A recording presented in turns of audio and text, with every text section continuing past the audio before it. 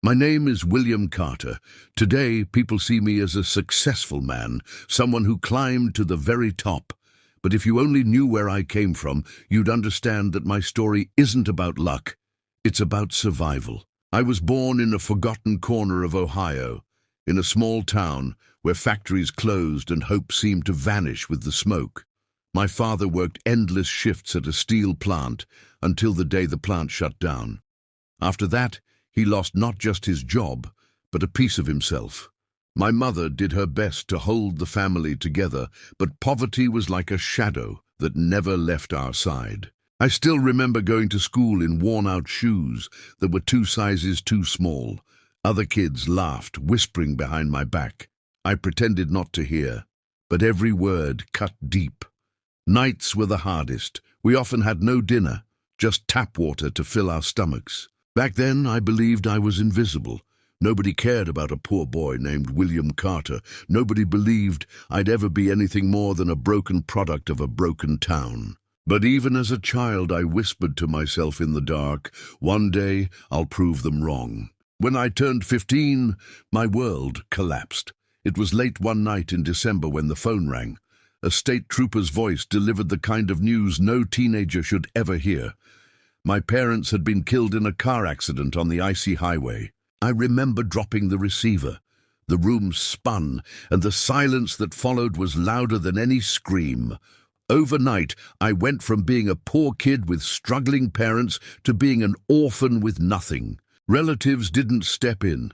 They had their own problems, or maybe they just didn't care. I was tossed into the foster system, but it never felt like home. I bounced from one house to another, carrying all I owned in a plastic bag. Each move reminded me that I didn't belong anywhere. Eventually, I ran away. I thought the streets of Cleveland would offer freedom, but instead they gave me cold nights on park benches and days of begging for scraps. Winter winds felt like knives on my skin. I wrapped myself in newspapers just to survive. One night, while I sat outside a diner hoping someone might hand me leftovers, a man passing by muttered under his breath, "Kid like you will never be anyone." Those words didn't just sting, they branded me. And that night, I made a promise to myself, I will be someone. I don't know how, I don't know when, but I will not die like this. Life on the streets was cruel, but it also taught me lessons no school ever could. Hunger became my teacher, and survival was my classroom.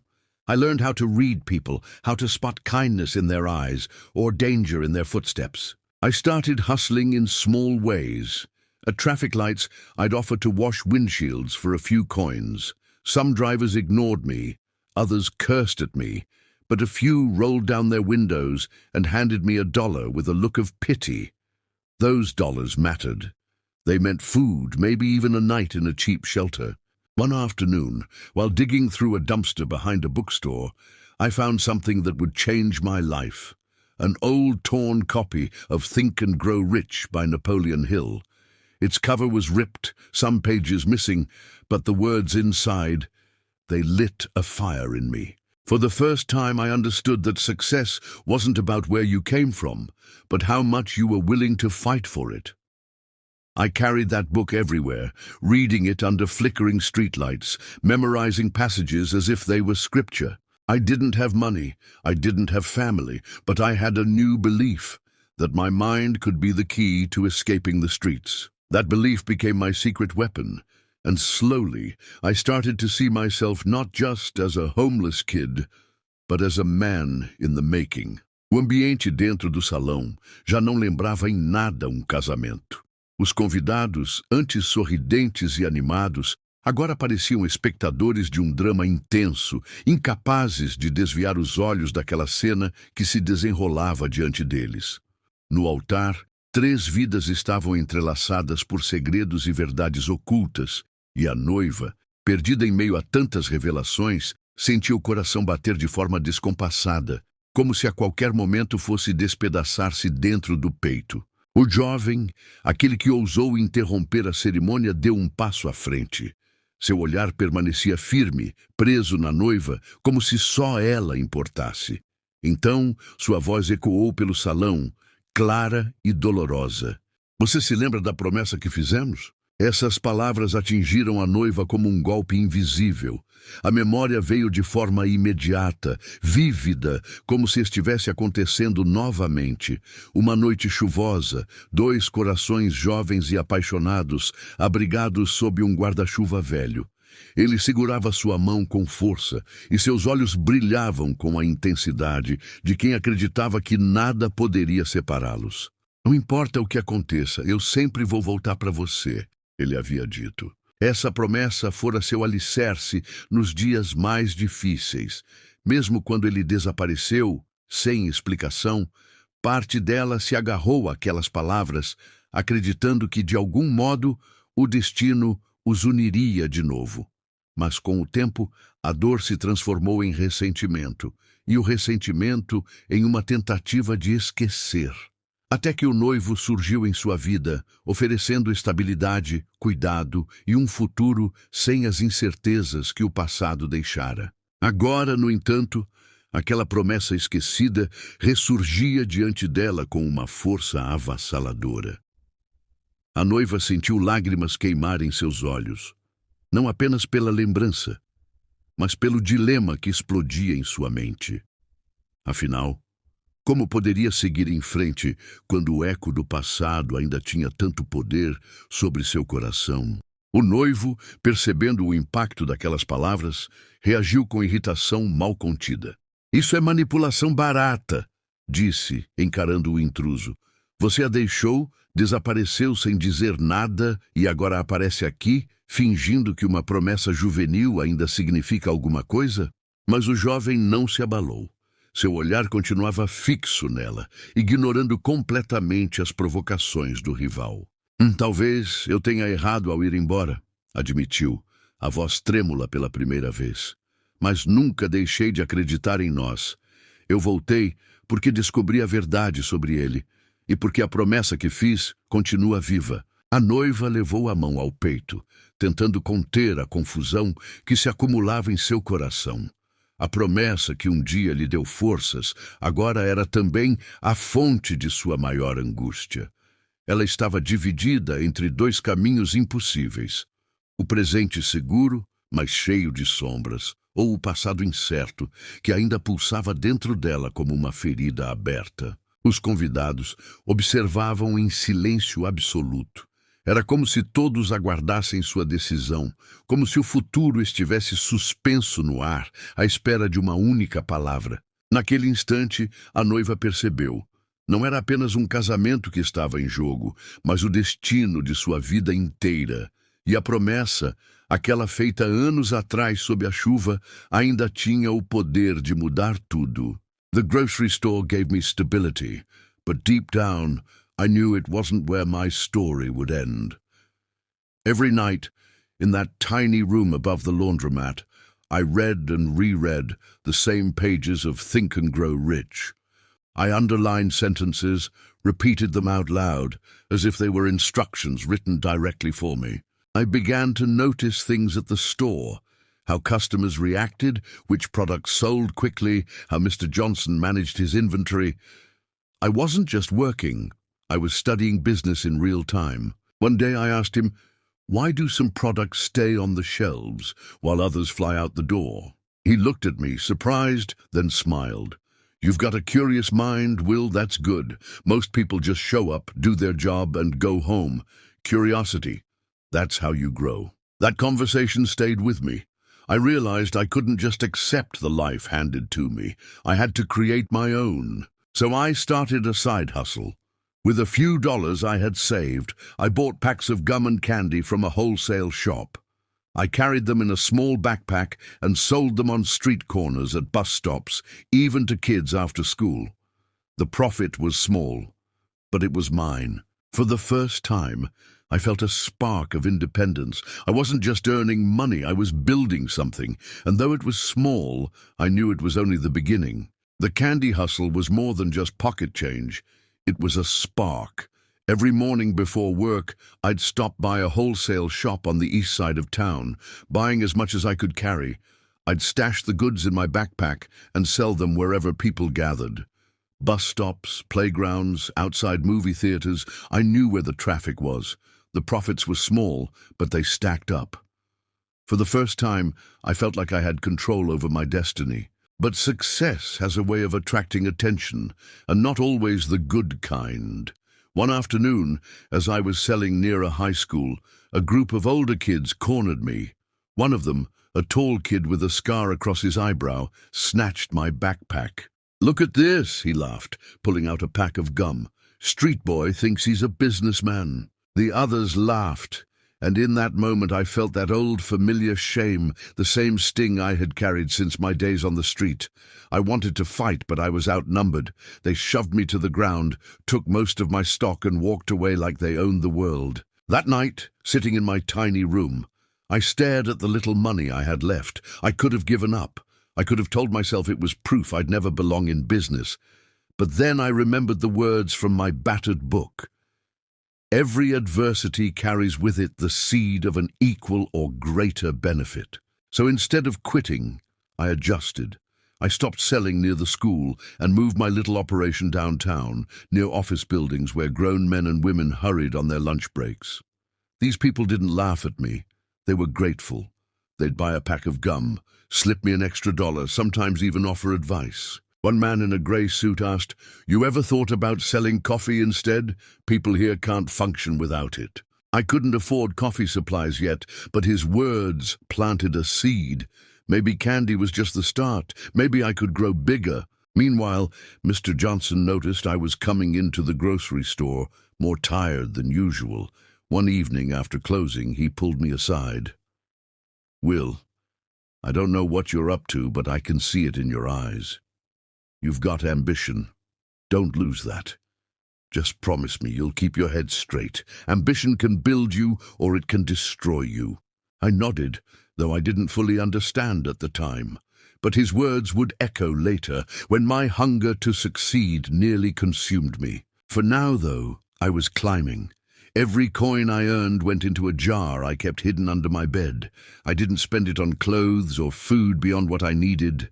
I was saving for something bigger, though I didn't yet know what that was. Still, late at night, I couldn't help but hear the voice of that scar-faced kid mocking me.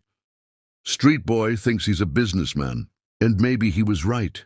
But deep down I knew he was wrong, because I wasn't just thinking, I was becoming one. By the time I turned 17, my jar of savings had grown heavy with coins and crumpled bills. I'd built it dollar by dollar, day by day, refusing to spend on anything that wasn't essential. Every time I was tempted, I reminded myself of the winters I spent shivering on the streets, of the nights I went to sleep hungry. That pain fueled me more than any motivational speech ever could. One evening, while stocking shelves at Mr. Johnson's store, I overheard two truck drivers talking about a flea market on the edge of town. They said you could rent a table there for a few bucks and sell just about anything. My heart started pounding. A table meant legitimacy, a step beyond selling from a backpack. That weekend, I carried my backpack to the market, paid for a small folding table, and laid out everything I had: candy, gum, and some cheap bottled water I had managed to buy wholesale. At first, people walked past me as if I wasn't even there. But I refused to give up. I called out, smiled, offered deals, 2 for $1. Slowly, customers started stopping. By the end of the day, I had tripled my investment. That first taste of real profit was like a drug. I went back the next week, and the week after. Soon, I became a regular at the market. I learned how to spot which products moved fastest, how to read customers' moods, how to upsell without being pushy. It was like a living classroom, and I was absorbing every lesson. But not everyone was happy to see me succeed. One Saturday, a vendor 2 tables down sneered at me. "You're stealing customers, kid. Stay in your lane."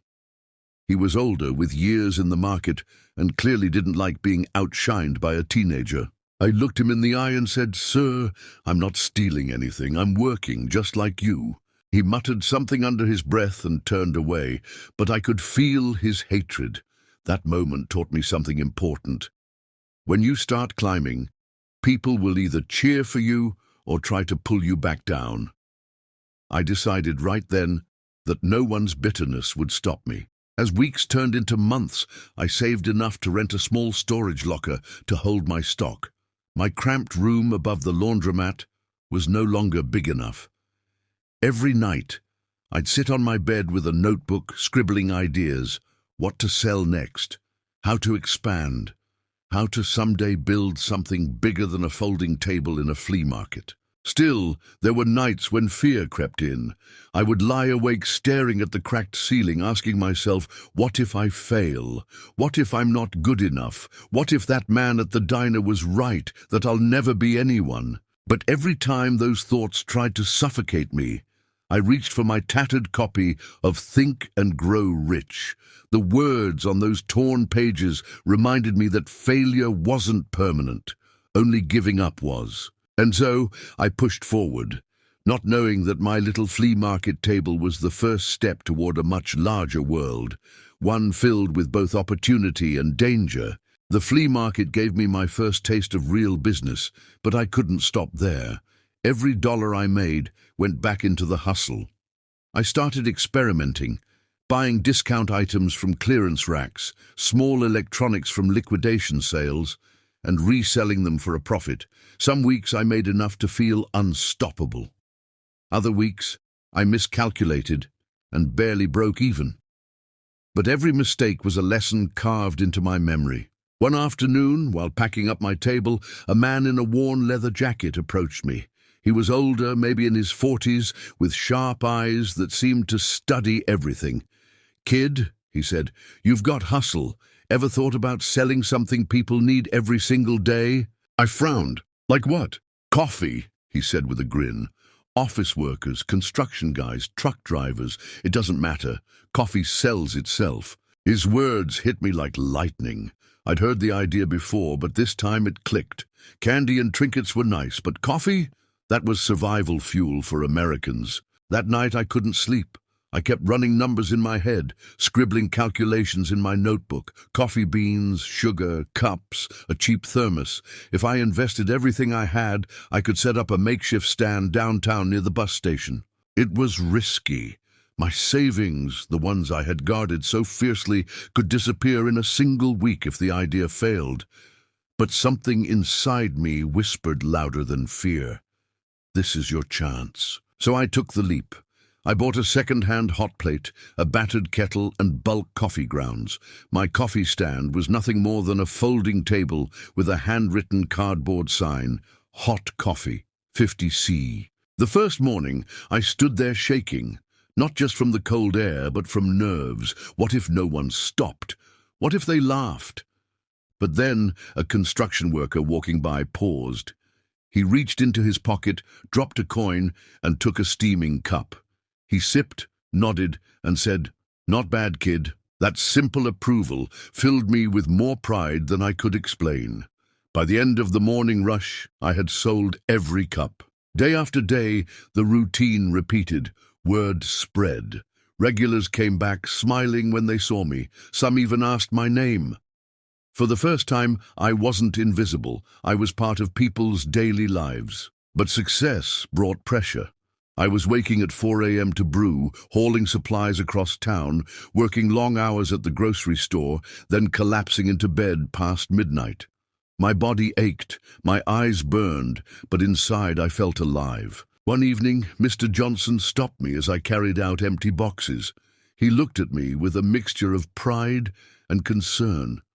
"Will, I see what you're doing. You're building something, but be careful. You're running yourself ragged. Don't burn out before you get where you're going." I forced a tired smile. "I'll be fine, Mr. Johnson. I can't stop now."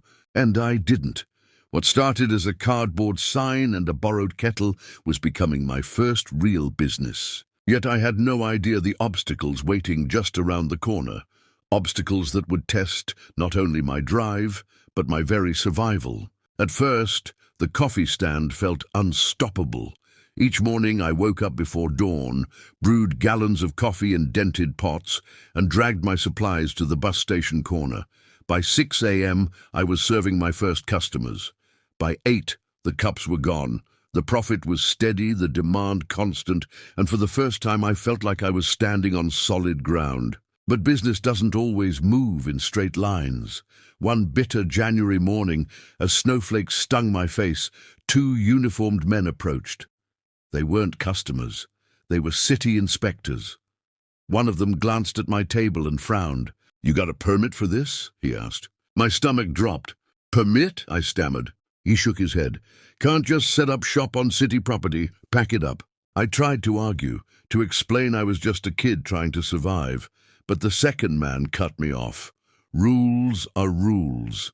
Next time, we'll fine you." They walked away, leaving me standing in the snow, coffee steaming into the frozen air. For the first time in months, I felt that old, crushing weight of invisibility. That night, I sat in my tiny room, staring at the jar of savings that had taken me years to build. If I paid for a permit, I'd burn through most of it. If I didn't, I'd risk fines I couldn't afford. Either way, it felt like the end. For a moment, I almost gave up. The voice in my head whispered, "You'll never be anyone." That man at the diner was right. But then I thought of my parents, of the life they never got to finish.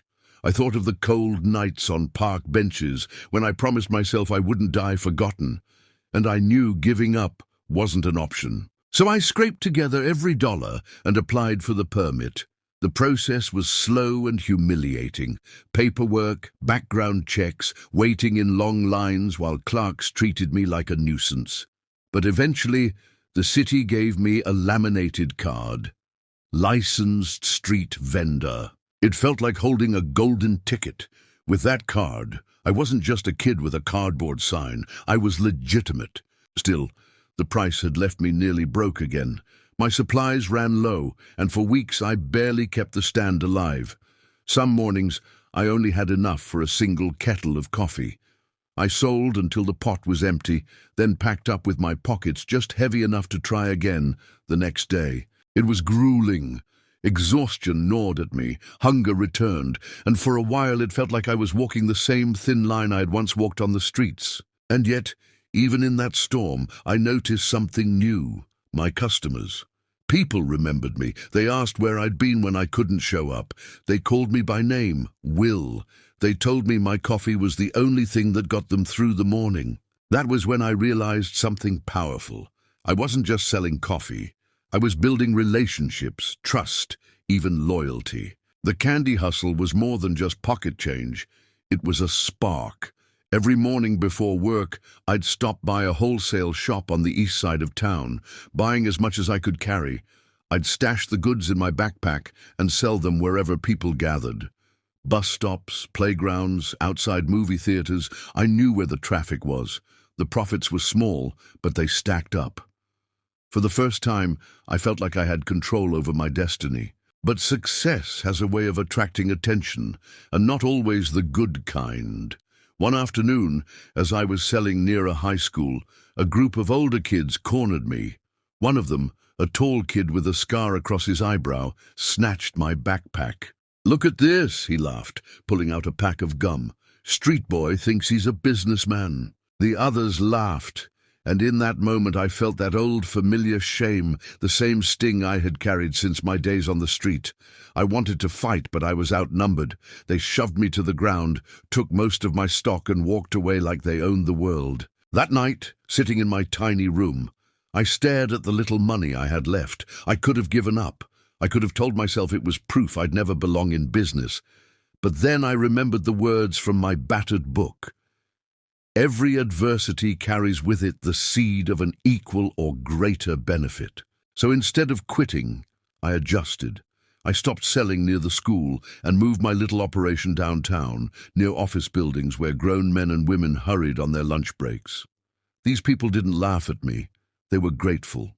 They'd buy a pack of gum, slip me an extra $1, sometimes even offer advice. One man in a grey suit asked, "You ever thought about selling coffee instead? People here can't function without it." I couldn't afford coffee supplies yet, but his words planted a seed. Maybe candy was just the start. Maybe I could grow bigger. Meanwhile, Mr. Johnson noticed I was coming into the grocery store, more tired than usual. One evening after closing, he pulled me aside. "Will, I don't know what you're up to, but I can see it in your eyes. You've got ambition. Don't lose that. Just promise me you'll keep your head straight. Ambition can build you or it can destroy you." I nodded, though I didn't fully understand at the time. But his words would echo later, when my hunger to succeed nearly consumed me. For now, though, I was climbing. Every coin I earned went into a jar I kept hidden under my bed. I didn't spend it on clothes or food beyond what I needed. I was saving for something bigger, though I didn't yet know what that was. Still, late at night, I couldn't help but hear the voice of that scar-faced kid mocking me. "Street boy thinks he's a businessman." And maybe he was right. But deep down I knew he was wrong, because I wasn't just thinking, I was becoming one. By the time I turned 17, my jar of savings had grown heavy with coins and crumpled bills. I'd built it dollar by dollar, day by day, refusing to spend on anything that wasn't essential. Every time I was tempted, I reminded myself of the winters I spent shivering on the streets, of the nights I went to sleep hungry. That pain fueled me more than any motivational speech ever could. One evening, while stocking shelves at Mr. Johnson's store, I overheard two truck drivers talking about a flea market on the edge of town. They said you could rent a table there for a few bucks and sell just about anything. My heart started pounding. A table meant legitimacy, a step beyond selling from a backpack. That weekend, I carried my backpack to the market, paid for a small folding table and laid out everything I had: candy, gum, and some cheap bottled water I had managed to buy wholesale. At first, people walked past me as if I wasn't even there. But I refused to give up. I called out, smiled, offered deals, 2 for $1. Slowly, customers started stopping. By the end of the day, I had tripled my investment. That first taste of real profit was like a drug. I went back the next week, and the week after. Soon, I became a regular at the market. I learned how to spot which products moved fastest, how to read customers' moods, how to upsell without being pushy. It was like a living classroom, and I was absorbing every lesson. But not everyone was happy to see me succeed. One Saturday, a vendor 2 tables down sneered at me. "You're stealing customers, kid. Stay in your lane." He was older, with years in the market, and clearly didn't like being outshined by a teenager. I looked him in the eye and said, "Sir, I'm not stealing anything. I'm working just like you." He muttered something under his breath and turned away, but I could feel his hatred. That moment taught me something important. When you start climbing, people will either cheer for you or try to pull you back down. I decided right then that no one's bitterness would stop me. As weeks turned into months, I saved enough to rent a small storage locker to hold my stock. My cramped room above the laundromat was no longer big enough. Every night, I'd sit on my bed with a notebook, scribbling ideas: what to sell next, how to expand, how to someday build something bigger than a folding table in a flea market. Still, there were nights when fear crept in. I would lie awake staring at the cracked ceiling, asking myself, what if I fail? What if I'm not good enough? What if that man at the diner was right, that I'll never be anyone? But every time those thoughts tried to suffocate me, I reached for my tattered copy of Think and Grow Rich. The words on those torn pages reminded me that failure wasn't permanent, only giving up was. And so I pushed forward, not knowing that my little flea market table was the first step toward a much larger world, one filled with both opportunity and danger. But little did I know, the higher I climbed, the more dangerous the falls would become. Real estate was nothing like the coffee stand. On the street corner, people came to me because they needed caffeine. In the office, clients had choices: dozens of polished agents with shiny watches and rehearsed smiles. Compared to them, I looked like a kid who had wandered in from the wrong side of town. At first, I was ignored. When I tried to introduce myself at networking events, conversations would dry up the moment I mentioned I was new. One agent even sneered, "Kid, go back to selling coffee. Leave real estate to the pros." His words cut. but they also lit a familiar fire inside me. I had been underestimated my whole life. This was nothing new. I doubled down on learning. I shadowed Richard on every showing, memorizing the way he highlighted features, the way he listened more than he talked. But no matter how hard I tried, my first few months were brutal. Clients ghosted me. Deals fell apart at the last minute. More than once, I walked home with empty pockets, wondering if I had made a mistake leaving my cart behind. Money grew tight. My savings were nearly gone, and commission checks were rare. There were nights when I considered crawling back to the street corner, cardboard sign and all. But then I would remember the young couple whose hands I shook after my first sale. The look in their eyes when they received their keys, that memory kept me going. Richard noticed my frustration. One evening, after a failed showing, he put a hand on my shoulder. "Will, listen. The difference between the ones who make it and the ones who don't isn't talent. It's endurance. You've survived worse than this. Don't you dare quit now." So I didn't. I kept showing up, kept making calls, kept knocking on doors. Literally, I walked neighborhoods, leaving flyers, introducing myself to strangers, anything to get noticed. Most slammed the door in my face. A few cursed. But one day, a woman named Mrs. Green opened her door, listened patiently and said, "You remind me of my son. He always hustled too. I'll give you a chance." That chance turned into my second sale, and then my third. Slowly, I built momentum. Clients began referring me to friends, and word spread that I was the agent who actually cared. I wasn't closing mansions, but I was helping families find homes, and that meant everything. Of course, not everyone in the office celebrated my progress. Jealous eyes followed me, whispers floated through hallways. Some agents mocked my thrift store clothes and beat-up briefcase, but I'd survived worse. Their laughter didn't break me. It reminded me I was moving up.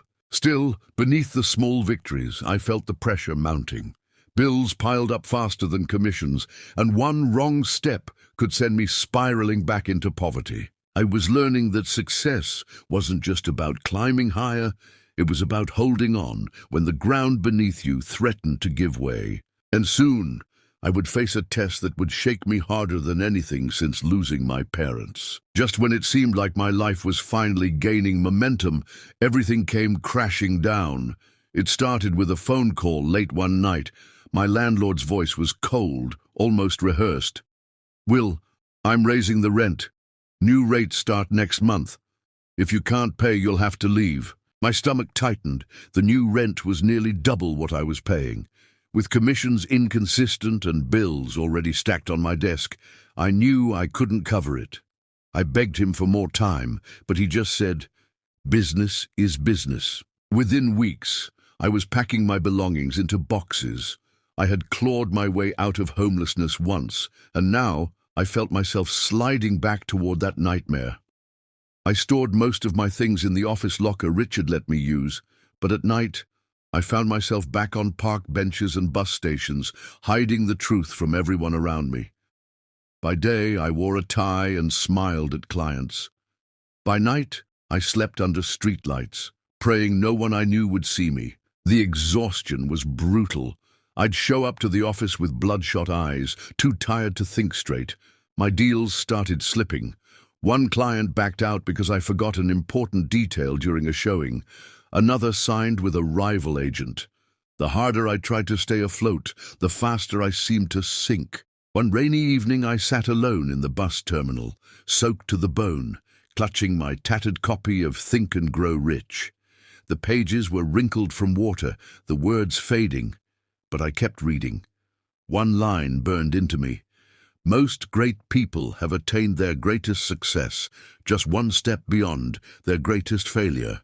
I whispered those words to myself over and over, as if they were the only thing keeping me alive. The next morning, Richard pulled me aside. "Will, you look terrible. Tell me what's going on." For a moment, pride almost kept me silent, but something broke inside me. I confessed everything, the eviction, the nights on the street, the exhaustion eating me alive. Richard listened quietly, then said, "Why didn't you tell me sooner? You don't have to fight this battle alone." That evening he drove me to a spare apartment his company owned, a small, unfurnished place they usually kept for out-of-town agents. "Stay here until you get back on your feet," he said. "Pay me when you can." I wanted to protest, to refuse charity, but the truth was I had nothing left. With tears burning my eyes, I whispered, "Thank you." That apartment wasn't fancy, bare walls, a squeaky floor, no furniture but a mattress on the ground. But to me, it was salvation. It was proof that even in my darkest moment, the world hadn't completely abandoned me. And that night, lying on the mattress, I made another vow. I would never let myself slip back into the streets again. The apartment Richard gave me wasn't much, but it gave me something priceless, stability. I could finally sleep without fearing the cold streets, and that rest reignited my determination. I promised myself that I would repay his kindness tenfold. The very next morning I hit the ground running. I arrived at the office earlier than anyone else, flipping through listings, making cold calls, studying contracts until my eyes ached. When other agents went home, I stayed. I knew I couldn't compete with their polished suits or fancy connections, but I could outwork them. One afternoon, while knocking on doors in a quiet neighborhood, I met a couple in their late 60s, the Petersons. They were looking to downsize, but they didn't trust agents after being burned before. I listened more than I spoke, asking about their worries, their dreams for retirement. By the end of the hour, Mrs. Peterson said softly, "You remind me of our son. We'll give you a chance." That chance became the biggest sale of my career so far. Their house was worth more than anything I'd handled. For weeks, I poured everything into it. Staging the home, promoting it everywhere, walking buyers through with the energy of someone who knew his entire future depended on this deal. It wasn't easy. Buyers backed out, offers fell through, and more than once I thought it would collapse. But I refused to quit. Finally, after months of sweat and sleepless nights, the Petersons signed with a young family. The commission check was more money than I had ever seen in my life. When I held that check, my hands trembled. It wasn't just paper. It was proof that I belonged in this world, proof that I could win.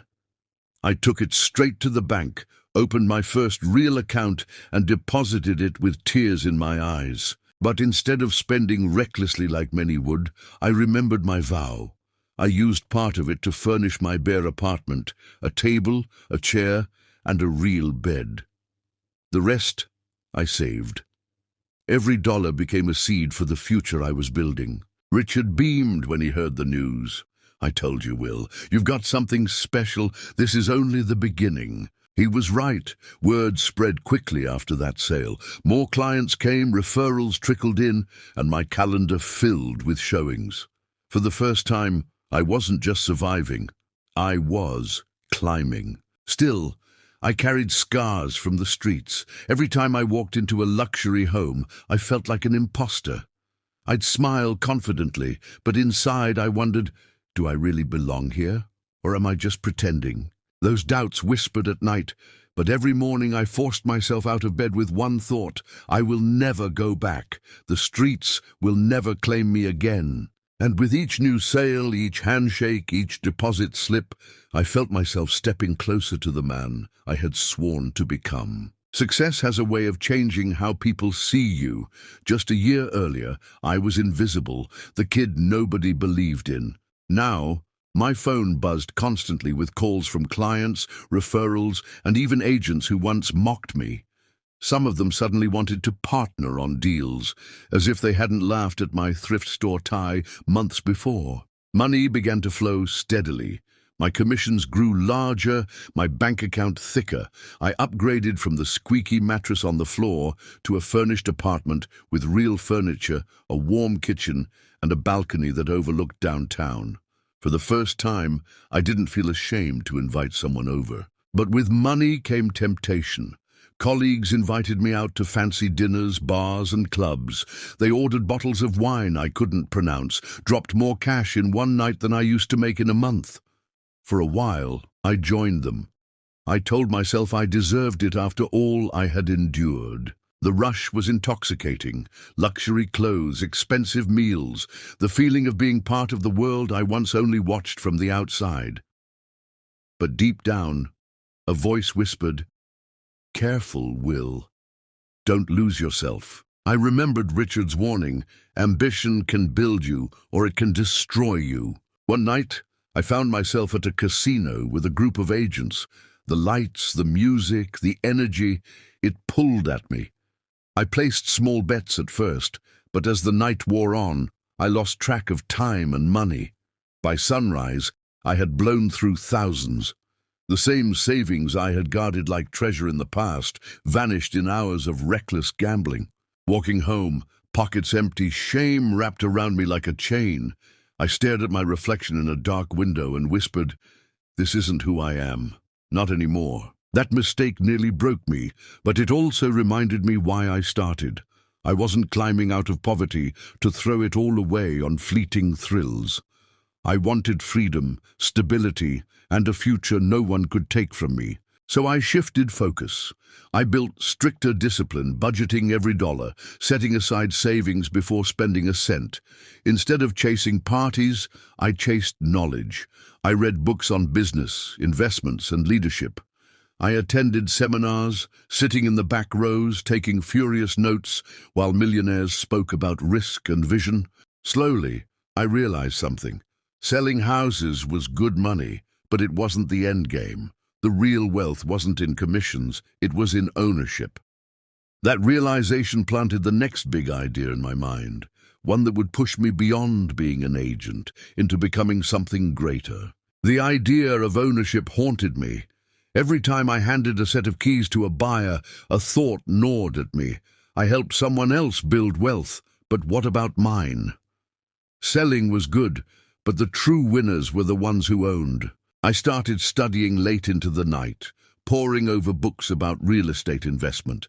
Terms like equity, cash flow, and ROI became my new vocabulary. I ran numbers on napkins, scribbled scenarios in notebooks, imagining what would happen if I bought instead of sold. The problem was money. Buying property required capital, and despite my growing commissions, I didn't have enough. Still, I refused to let that stop me. I tightened my budget, cut out every unnecessary expense, and saved relentlessly. No more fancy dinners, no more wasted nights. Every dollar became a soldier in my army, preparing for battle. After months of searching, I found it. A rundown duplex on the edge of town. The paint was peeling, the roof sagged, and the yard was overgrown with weeds. Most people saw a disaster. I saw opportunity. The asking price was low because the place scared buyers away. I scraped together everything I had, begged the bank for a small loan, and put down every last cent of my savings. Signing that contract was the scariest moment of my life. My hands shook as I held the keys. I wasn't just an agent anymore.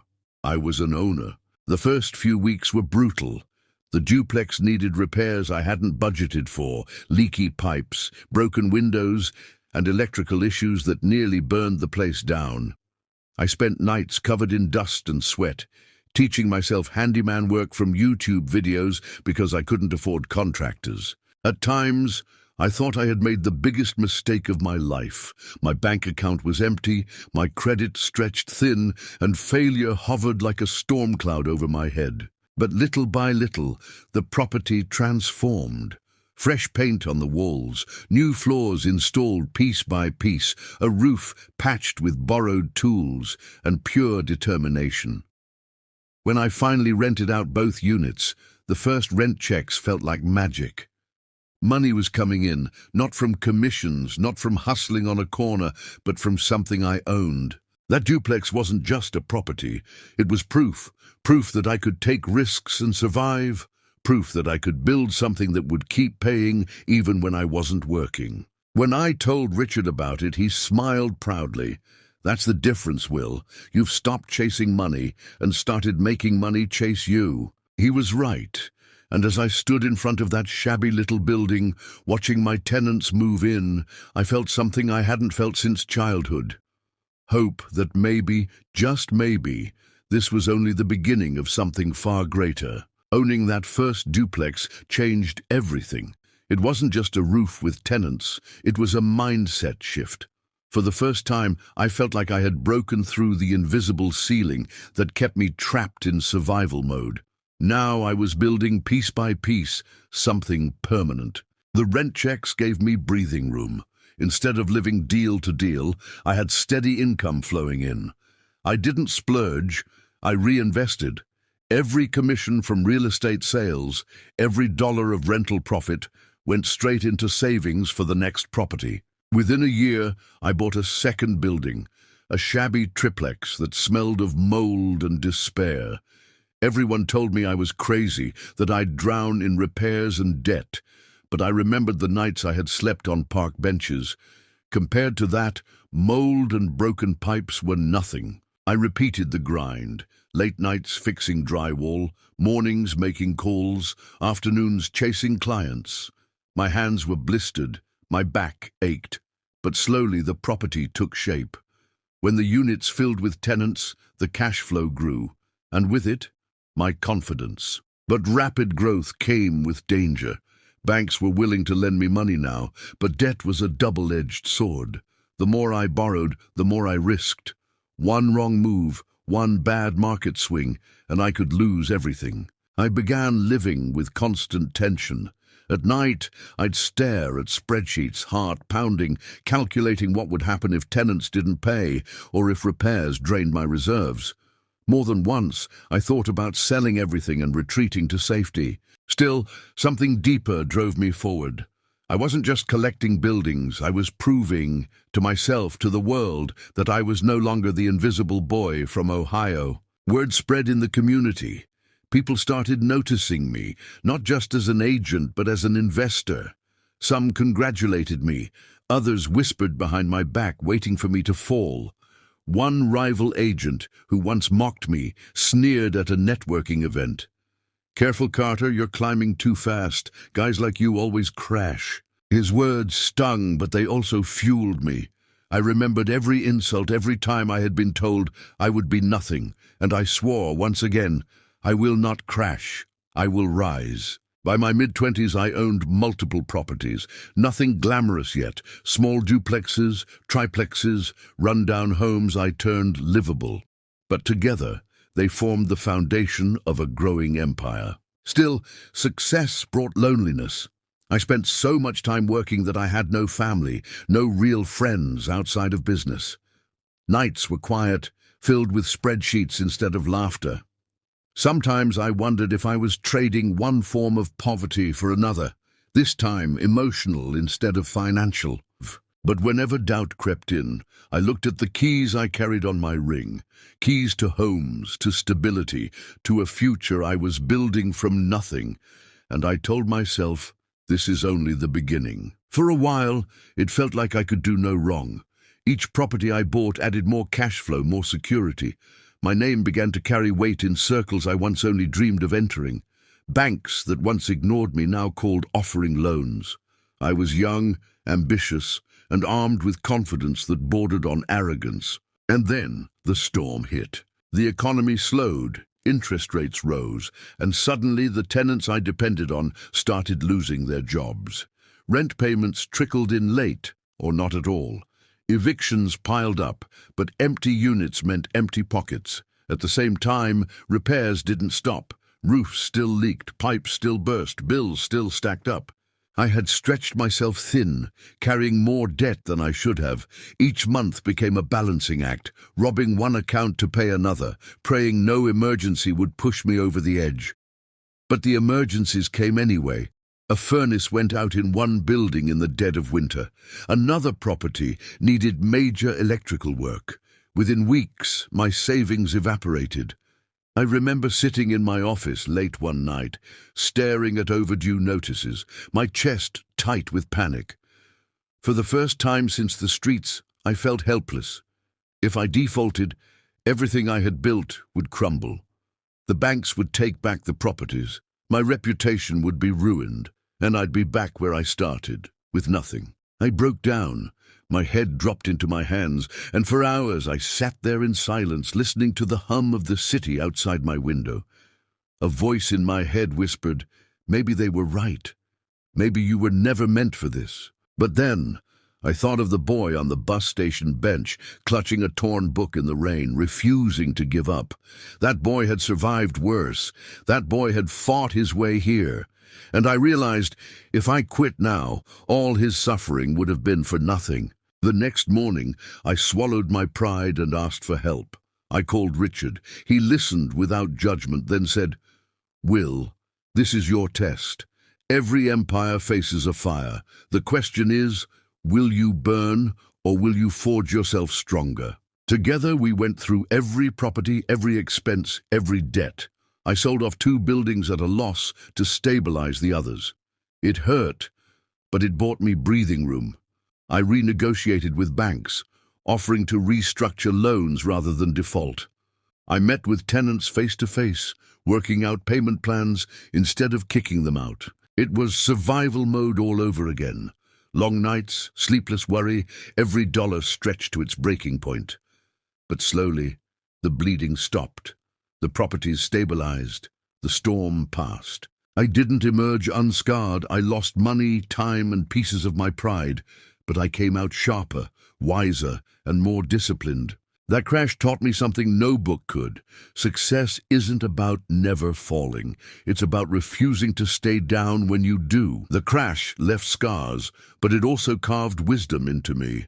I learned the hard way that growth without strategy is just gambling with higher stakes. From that moment on, I promised myself I would never confuse speed with progress again. I shifted my focus. Instead of chasing every deal, I started being selective. I studied neighborhoods, researched market trends, and bought only properties that offered both stability and potential. My motto became simple: slow is steady, steady is strong. At the same time, I invested in myself. I attended conferences, listened to mentors, and surrounded myself with people who were smarter than me. One speaker at a seminar said something that stuck in my chest like a blade. If you're the smartest person in the room, you're in the wrong room. From then on, I chased rooms filled with people who made me feel small, because that's where I grew. Money began flowing steadily again. I diversified, not just in real estate but in small business ventures, laundromats, car washes, even a local diner. Each one added another stream of income. I no longer depended on one fragile branch. I was building a tree with many roots. But wealth wasn't the only thing growing. So was my sense of responsibility. I remembered the nights I had gone hungry, the way strangers' kindness had kept me alive. I started hiring people who were overlooked, giving chances to those who reminded me of myself at 15. Some of them thrived, others stumbled, but each one carried a piece of my story forward. One afternoon, as I locked up one of my properties, a young man approached me. His clothes were ragged, his eyes hollow with the look I knew too well. Hunger mixed with shame. "Mister," he said quietly, "you hiring?" I saw myself in him. I gave him a job cleaning units, and over time he became one of my hardest workers. That moment reminded me why I was climbing, not just for myself, but to prove that even the invisible deserve a chance. By my early 30s, I wasn't just surviving, I was thriving. I had multiple properties across the state, businesses generating steady cash flow, and a reputation that made people listen when I spoke. Banks no longer saw me as a risk, they saw me as a partner. Yet despite all the success, I carried humility like armor. I never forgot the bus station bench, the mockery of strangers, the nights of hunger. Those memories kept me grounded when pride tried to creep in. One night, standing on the balcony of my downtown apartment, overlooking the city lights, I whispered to myself, "You made it further than anyone believed you could. But you're not done yet." Because deep down, I knew my story wasn't just about building wealth.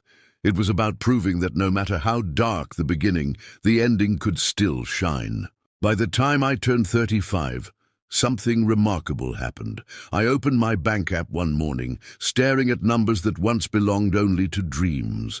For the first time in my life, my net worth crossed 7 figures. I was officially a millionaire. I should have felt unstoppable. After all, this was the moment I had imagined as a boy, shivering on a park bench, clutching a torn book under flickering streetlights. Back then, I swore to myself, one day I'll prove them wrong. And now I had. But when the celebration faded, silence crept in. My apartment was big, sleek, filled with furniture I once couldn't afford.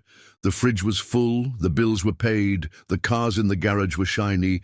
But when I walked through those rooms at night, I was alone. Money had given me freedom, but it hadn't erased the loneliness. Years of grinding, chasing, and building had left little time for family or friendship. I had contacts, clients, business partners, but not many true connections. The success was sweet, but the taste was faintly bitter. One evening, I sat on my balcony, looking out at the city skyline glowing under the night. I thought about my parents, about how proud they would have been to see me now. I thought about Richard, whose faith in me had opened doors I never would have found on my own. I thought about the people who had written me off, and how proving them wrong hadn't filled the hole I carried inside. That night, I realized something life-changing. Money wasn't the finish line, it was just a tool. The real victory wasn't the bank account, it was the journey from nothing to something, from invisible to undeniable. The next morning I started shifting my focus. Instead of asking, how much can I earn? I began asking, how much impact can I make? I funded scholarships for kids from broken homes. I donated to shelters where I once slept. I mentored young hustlers trying to climb out of the same darkness I once knew.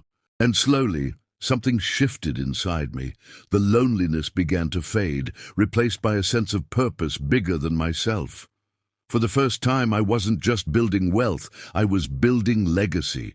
Still, the road wasn't over. Even with millions, I knew there were more tests ahead. Because the greatest challenge wasn't escaping poverty, it was learning how to live once you did. Wealth filled my accounts, but it was legacy that began to fill my heart. I realized the truest return on investment wasn't measured in dollars. It was measured in lives touched. I started small. I wrote a check to the homeless shelter that once gave me a blanket on a freezing night. Then I funded a mentorship program for at-risk youth in my old neighborhood in Ohio. I went back there for the first time in years.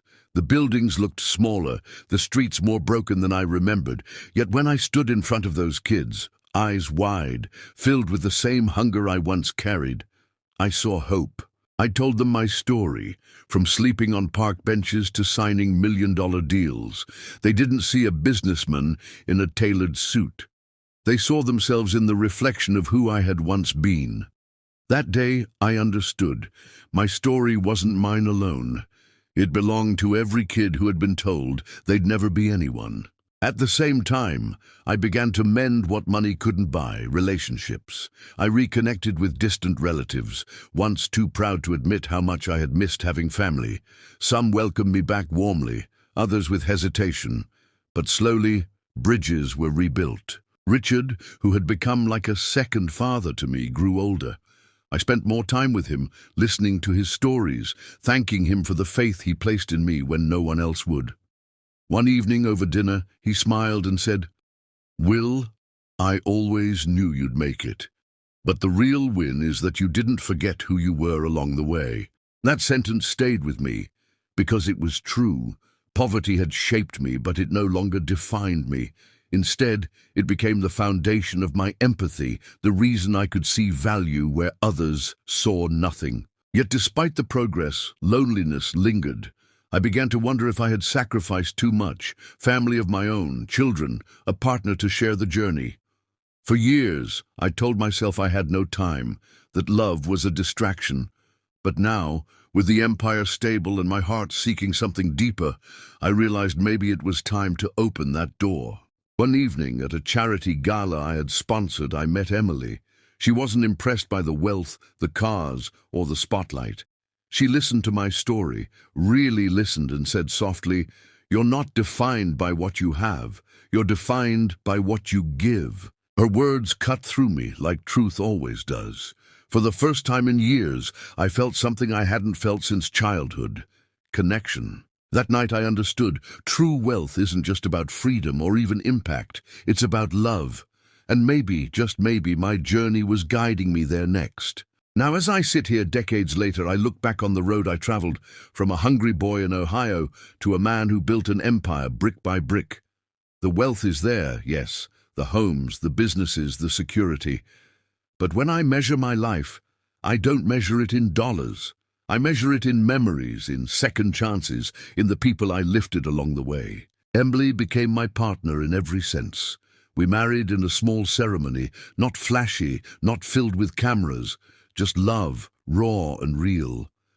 Together we built not only a family, but a home filled with laughter, warmth and peace. Watching my children grow, guiding them with lessons born from scars, became the sweetest victory of all. There are moments I still carry with me: the sting of hunger, the cold sting of snow on a park bench, the humiliation of being told I'd never be anyone. But those moments didn't break me. They forged me. Without them, I wouldn't have the fire that drove me to rise, or the heart that reminds me to give. I tell my story not to boast, but to remind you, yes, you, that pain can be a seed, that failure isn't the end, but the beginning of resilience.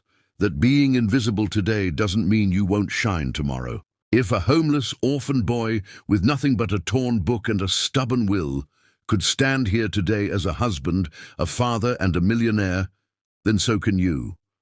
Your journey may look different, your scars may be your own, but the truth remains: you are never defined by where you start, only by where you refuse to stop. When I look at the skyline at night, the city lights don't just remind me of what I've built. They remind me of every dark night I thought I wouldn't survive, and they whisper the same truth I now pass on to you. You are stronger than your circumstances. You are greater than your failures, and your ending can be brighter than your beginning if you dare to keep moving forward. This isn't just my story. It's proof that no matter how invisible you feel, no matter how broken your start, you have the power to rewrite the ending. And as long as I live, I'll keep telling it, because somewhere out there, a boy or girl is sitting in the dark, whispering to themselves the same words I once did. One day, I'll prove them wrong.